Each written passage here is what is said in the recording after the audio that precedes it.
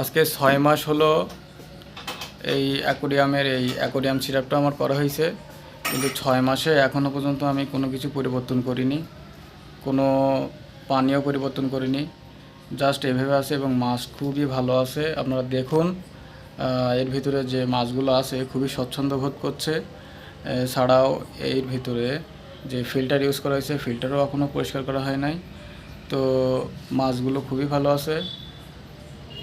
এতে হয় কি, একটু পানি কমে যায়, কিন্তু পানি কমে গেলে আবার পানি আমি দিয়ে দিই। তাছাড়া আর কোনো সমস্যা নাই। আমার মনে হয় এর ভিতরে ইকোসিস্টেম হয়ে গেছে।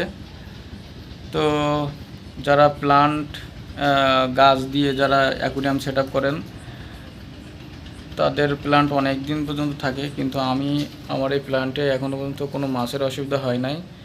আমি গাছ ইউজ করেছি, প্লাস্টিকের গাছ, তো সেক্ষেত্রেও আমার ভালো আছে। যারা প্লান্ট ছাড়া এই প্লাস্টিক দিয়ে সচরাচর যেভাবে নর্মাল অ্যাকুরিয়াম তৈরি করেন, অ্যাকুরিয়াম সেট আপ করেন, তো তারা এইভাবে অ্যাকুরিয়াম সেট আপ করতে পারেন। এতে করে অনেক দিন পর্যন্ত আপনারা মাছ খুব সুন্দরভাবে রাখতে পারবেন।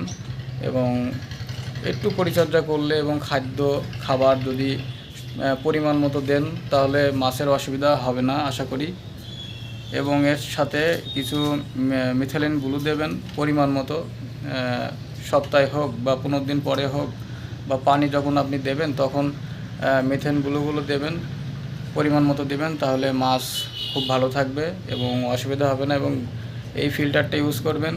ফিল্টারটা ইউজ করলে আপনার পানি অনেকটা পরিষ্কার থাকবে এবং স্বচ্ছ থাকবে। তো এই জন্য আর কি ভিডিওটা করা। ধন্যবাদ সবাইকে।